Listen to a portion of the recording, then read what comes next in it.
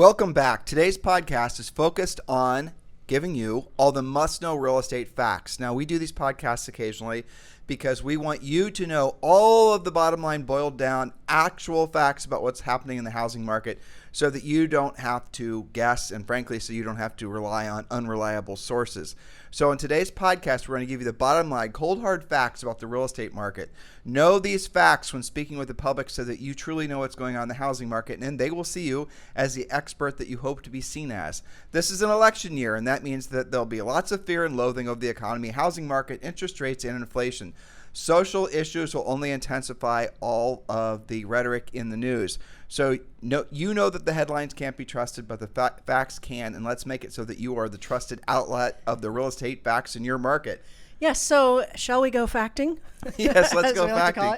Well, but again, so Julie, I'm just thinking, if you had these in your back pocket, dear listener, and someone was, tripping over you on the line at Starbucks or whatever, and they're asking you about the housing market, isn't this just knowing this information going to make you feel much more confident? It's not just about, it's a great time to sell, it's a great time to buy. There's some actual facts so you can actually have a real conversation. And people will remember that because that's an unusual experience they'll have with you when they're, frankly talking to you about real estate. You're not just going to give them the normal real estate agent jib jab. You're going to give them, facts. The facts. And then they'll look at you and say, gosh, or they'll look back on that conversation. He was really knowledgeable. If I ever have real estate questions, I know exactly who I'm going to go to. Well, it's just these little tiny nuanced differences when you're, trying to differentiate yourself in the marketplace. It's not about your branding and your marketing. It's about the actual interactions that people have with you. You get the best branding in the marketing ever. But if someone comes across, your presence, right? They're in line with you again at Starbucks, and you don't know the facts, and you're kind of gruff, and you are kind of somebody that they don't want to be around. All the branding and marketing is not going to overcome that actual personal, experience that wasn't a positive one. Now, the flip side to it is if you had no marketing and branding or no advertising, you're focused on basically becoming a skills-based agent, and someone again meets you in line at Starbucks, and you are absolutely an expert in the market. Well, guess what? All the marketing and branding in the world is not going to be as powerful as that little brief interaction. So be very clear about that. That's a very important way for you to give yourself permission to really become your best version of yourself as a real estate practitioner and not have to be, I think, sucked down too many of the marketing, advertising rabbit holes. And again, Julie and I are all about proactive lead generation. And then obviously you want to enhance that with a passive lead generation. So it's not like we don't believe in marketing and advertising. We just know where it's supposed to be positioned in your market, in your business, when you're building your business, especially into the spring. So by the way, all the facts and all the notes that we're going to be giving you today are available on our newsletter, and you have to subscribe, and it's free. HarrisRealEstateDaily.com, HarrisRealEstateDaily.com. The link to subscribe is down below, or you can just simply go to HarrisRealEstateDaily.com. But Julie took a couple hours to pull these facts together, and they're waiting for you over at HarrisRealEstateDaily.com. So Julie, let's get into the facts. What is going on with the inventory? Yes, one of my favorite topics because it affects everything you do. Inventory rose again. This is good news, albeit modestly, from 556,000 listings to 560,000 actives, but at least we're going the right direction. Now, I like to give perspective on that because right now that's just a number, right? The same week last year, inventory actually fell from 421,000 to 420,000. Again, not a big fall, but it had started to go the wrong direction. So this year is already looking better. And for context, again, the all-time low ever was only 240,000 active listings. That's virtually nothing.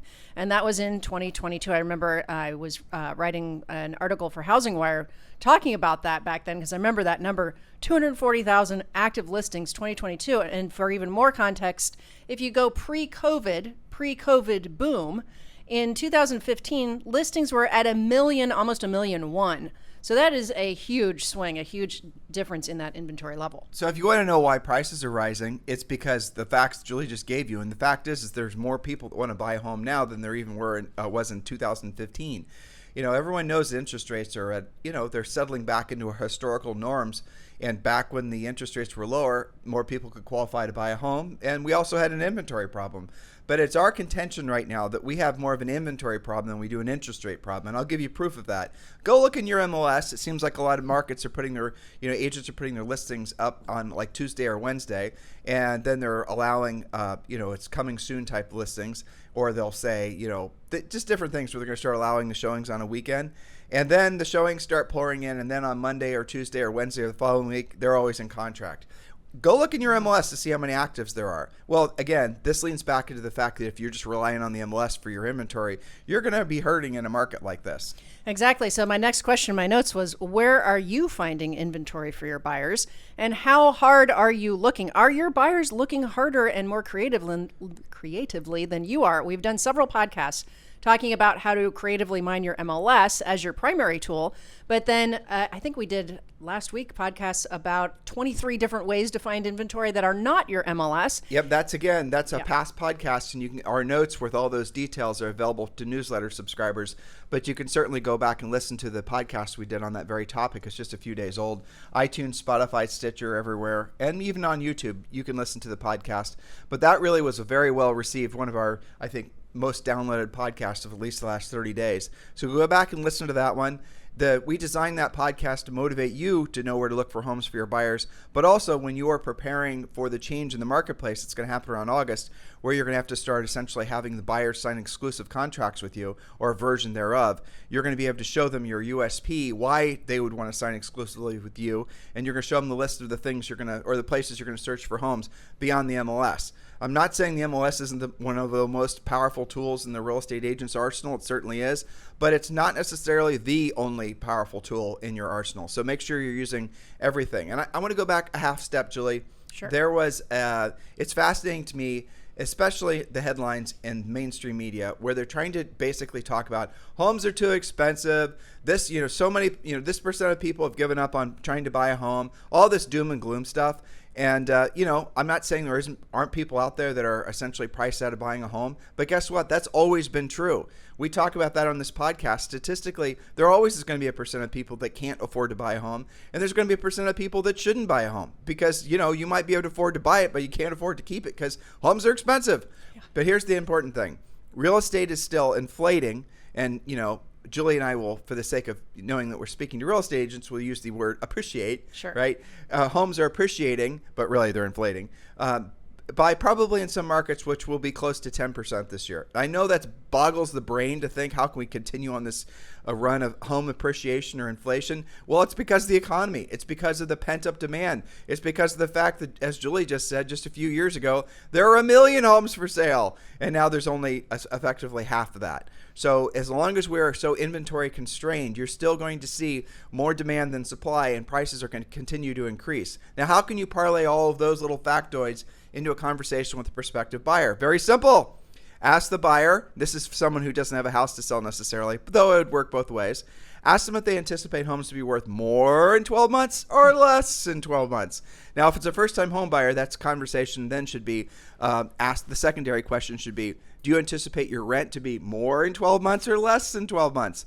So what will happen in most markets, if the average home price is $400,000, if the average house appreciates by, say, 6% this year, which is, again, historically unusual, let's just say, you're going to look in some cases where even with the higher interest rates, the appreciation, the inflation on the home will more than offset the cost of actually owning the home. In other words, that person effectively, on paper, lived there for free. And I want you to think about that for a second. So Mr. Tenant, Mr. Renter, I'm waiting for interest rates to fall, or I'm waiting for this, I'm waiting for that. So in 12 months, you could agree that homes will be more expensive and your rent will be more expensive. But do you realize on paper, and I can show you how, if you bought that $400,000 home, in 12 months, your net worth will have increased by, at least probably, $24,000 to $30,000. And at the same time, you'll have paid at least $24,000 to $30,000 in rent. So one way you basically have the market, essentially the market conditions paying for your lifestyle effectively, or your home. And the other way, you're paying for somebody else's lifestyle or home. That'd be your landlord, right? Now, you can also parlay this into a conversation when you're talking about a move-up seller. And same situation. Real estate worth more or less in 12 months. will the house that they want to buy, assuming they're moving up, be worth less or more in 12 months? And you can explain to them that, guess what? Yes, interest rates might go up, might go down, but what we know it does appear to be a fact, what is going to happen is the cost of the home that you want to buy is going to increase. So you're waiting for something to happen. Well, the something to happen has already happened, and now let's definitely move forward and look to see what's out there. And again, listeners, please use the podcast notes that we gave you the other day about where to go to look for homes for sale beyond the MLS. Yes, excellent points you made there in terms of just using the facts and the statistics to make your point. And one thing I always think about with regards to renters, if you're waiting around for prices to come down, waiting if rates are going to come down, if prices are going to come down. Well, how about this? What if your lease ends and your landlord doesn't renew it? How fun is that? Well, it's stability that you're talking about too. How much are you increasing the rents by on some of our rentals? I would have to figure out the percentages, but probably, I don't know, 5 to 10% right. each time it turns over. Well, but think about that. So sometimes more if we spent money rehabbing it. And that's in all markets. I mean, we have real estate in many different states, and in all markets we're increasing the rents. I would say that. Right. Now, are we increasing the rents because we're just greedy bastards and no. It's because the insurance went up. How about the property taxes? The property taxes went up. The cost of, keeping the property, they're really skyrocketing. So the rents are going to increase because the inflation, the cost of holding that real estate is increasing more than we've ever experienced before. That's true. And just one more stat that you guys can use in your conversations. This just came out yesterday. 93% of housing markets. So if you put all of the cities and towns together in the U.S., 93% have had significant appreciation, averaging 5 to 10% depending on where you are. I'm going to jump ahead to this right here. Median home price is up from last year. Countrywide, it's $430,000. I think we ended at $385,000. So that gives you that spread right there. And again, that's in 93% of the country. Now, where is it either stable or maybe just a tick less? Texas and Florida have the most inventory, and they're seeing a tiny, tiny bit of reduced of their average. Like Austin's gone from 700,000 to 685 as an average. So that's still not so terrible considering that since 2019, most of the country has appreciated or inflated by 48%. So, coming down by 2 or 3% isn't terrible. Well, that leans back into some of the, I think, misconstrued headlines out there where people are talking about, I think you're about to read it, about price reductions. Yes. And there's a difference between price reductions and property values falling. Julie? Exactly. Okay. So it might interest you to know that 33% of listings that have sold have had at least one price reduction before they actually sold. Now, some of those price reductions happen on weekend number 2. It's not that they're taking forever to sell. We still have very low average days on the market. In most places, that's still less than 60 average days on the market. But that 33% number is historically very accurate. It doesn't matter what type of year it is, whether we're up, down, appreciating, what the interest rates are, anything. It's always between 28 and 33% that have at least one reduction. That's normal, and that is not the same as being upside down or being a short sale or being in foreclosure. That just means that you reduced it to be more accurate with what the market expects. Well, but I want you to listen to what Julie just said, okay? There is reducing a price or repositioning a house in the market so it more correctly reflects the market's or the buyer's expectations. There's a little script for all of you. Never tell your seller to lower a price. That'll most likely end up with you getting fired. But look, so bottom line is prices get reduced on listings all the time. Prices gets reduced on everything all the time if it's not selling within the desired amount of time. Who cares? That's not the same thing as values falling. For someone to say a list price establishes the value is such bullshit, it's unreal. That means if you decide to put your house that you know is worth $500,000 for sale, and you put it for sale for $5 million, and you end up having to reduce the price to $500,000, according to some of these people writing these salacious headlines, the market value for your home dropped Prices are crashing. Yeah, your home market value dropped $4.5 million. That's the conflation that they're doing. And I don't know. Well, I'll give you my opinion. I'm not going to stop saying I don't know. They're doing that for clickbait. It's not like someone in the 4th grade doesn't know there's a difference between values dropping and someone having to simply lower their price. I mean, everyone knows that, but read the headlines. And most people don't read past the headlines. So you're going to be dealing with a lot of consumers who are going to believe that the prices are falling. A more accurate headline would be prices are slightly less aspirational than they were. Yeah, and they're just a bit less overpriced. And go back to what Julie was just saying. The fact is, the most owners who've owned the home for 3 or 4 years have at least 50% equity in their home. So somebody's not going to walk away with, on a $500,000 home, they're only walking away with $249,000, not $250,000. They'll be okay. Exactly. Now, back to inventory for a second. All in all, the total number of homes active for sale is up 30%. That's a great headline and fact for you. And it's been going up for 6 months straight. It hasn't been skyrocketing up, but the accumulation of 6 months of inching up means it's up 30%. Well, so where does this lead to? I've seen, again, a lot of headlines that are they're combining those two facts. Inventory of homes spikes, dramatic price, or, homes are dropping in value. See how they're using this information to try to manipulate the headline so you click on it. And even when you read the facts, look at some of these articles, especially the ones written by non-real estate people, which are all, who's a real estate person that's writing articles, right? But you're going to see what they do. It's a lot of stories, a lot of, Bob in Phoenix was, they bought their home and da-da-da-da-da. And then at the very last bit, they're then going to state what the actual facts are, and you're going to realize everything you'd previously read was essentially a manipulation of the facts. You guys understanding what I'm saying here? You have to be the purveyor of the truth, because when you're giving this information along to your prospective buyers and sellers, and you're actually facting them, as Julie is fond of saying, don't you think they're going to actually appreciate it, especially if they're a homeowner? Oh, Julie, I just read that there was a reduction, or prices are dropping, and all the rest of this doom and gloom. Well, Mr. Seller, or Mr. Prospective Seller, I think you'll be happy to know that in the last 12 months, your home's actually appreciated by 9%. And believe it or not, in the last quarter, year over year, your home is appreciated by another 4%.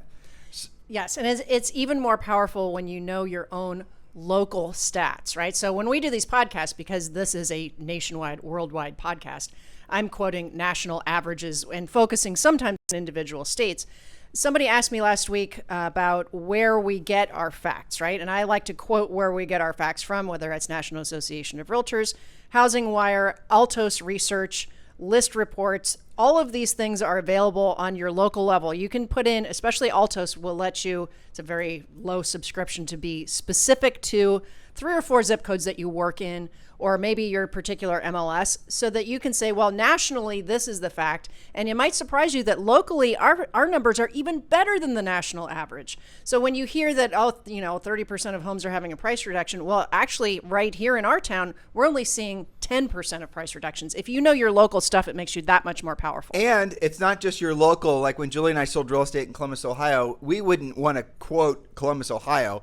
We'd want to quote, say, for example, New Albany, Ohio, where we sold real estate at the end of our career, end of real estate sales career. And then we'd know those facts. Well, I heard that I just read XYZ news media outlet, and they said home prices are, falling and da-da-da-da. Well, Mr. Seller, here are the facts. And here are the facts as pertains to our particular market. Homes over this price point have actually increased and all that type of stuff.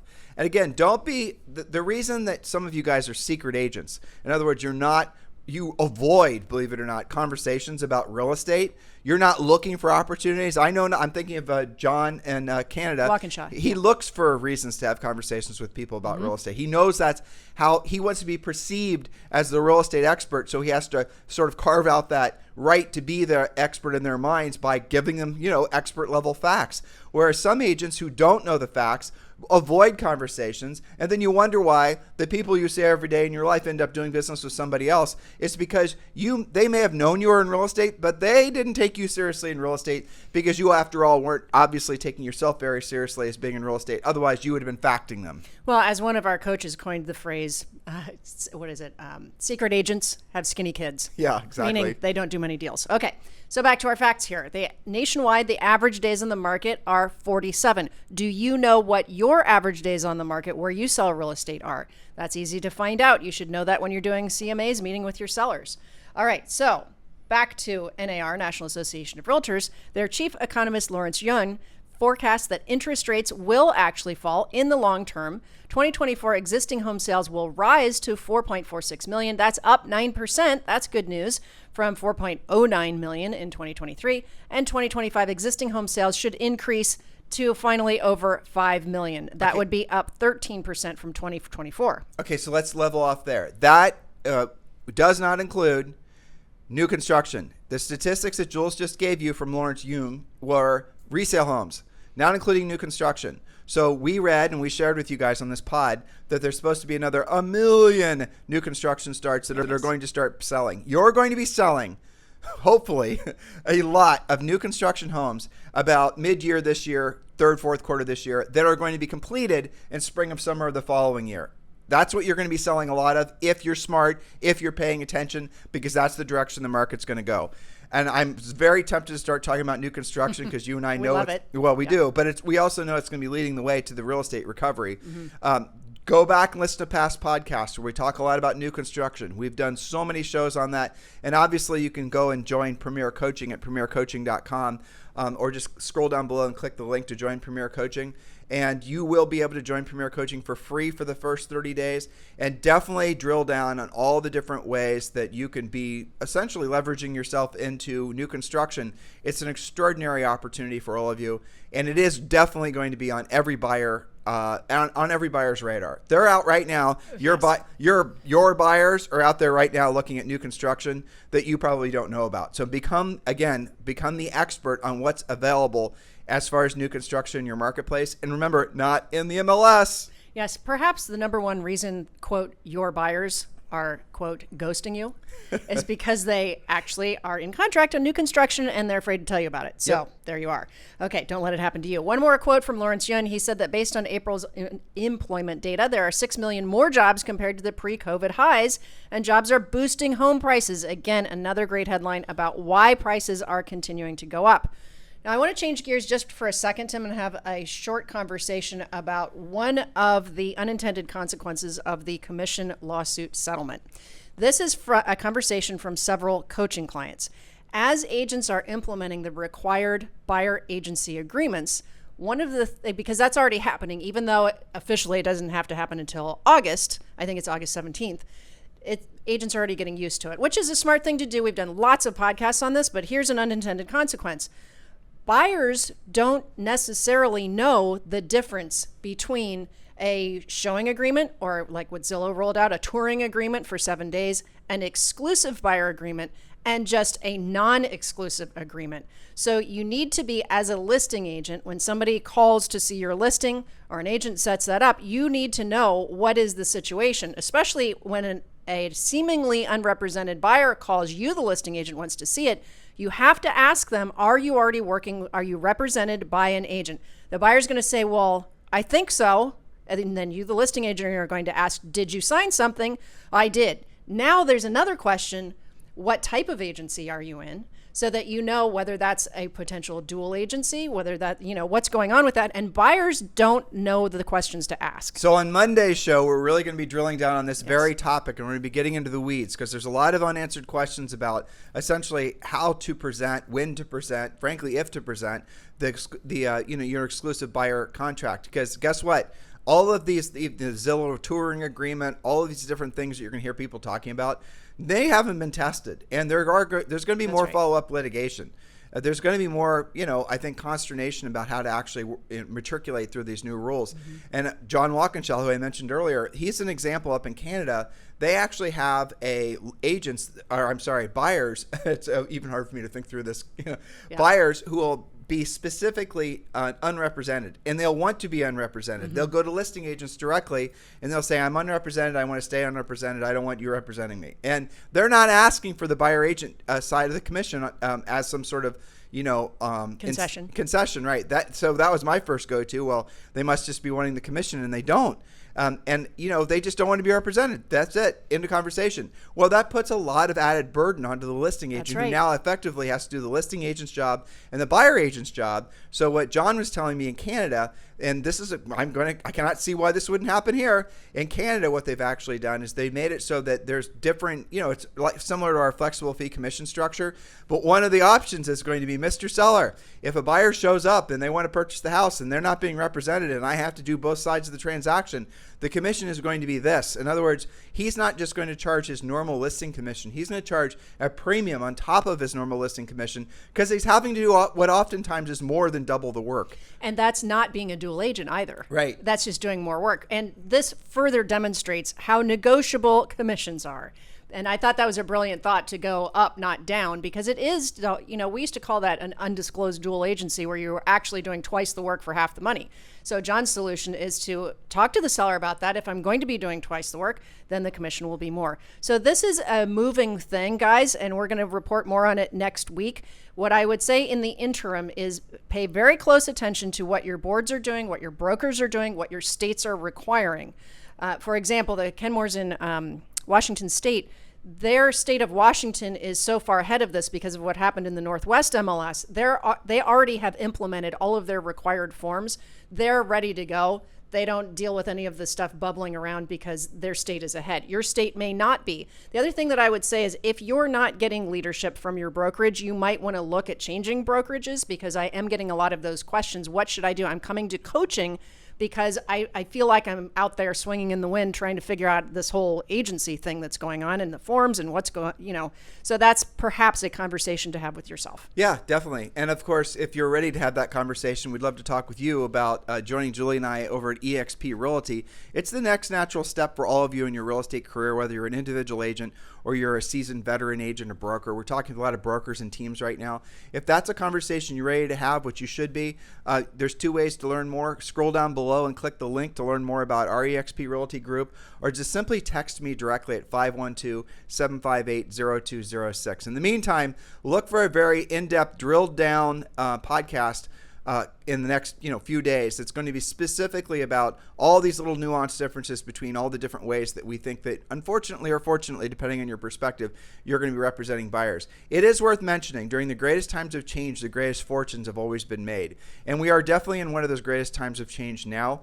Don't be afraid. Don't wait for the dust to settle. Figure out a way to move forward quickly, and then you'll have an unfair advantage in your marketplace because you developed the skills long before your competitors even realized they needed to change their approach. Don't be intimidated by what's going on. Be excited about what's going on.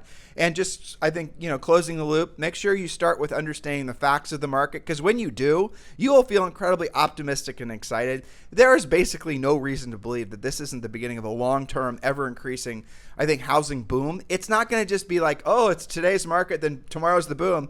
It's going to feel progressively better as the days, weeks, months tick on. Isn't that how it's feeling now? I bet it is. If it's not, you need to maybe think about, well, A, what are you listening to? What are you reading? What are you paying attention to?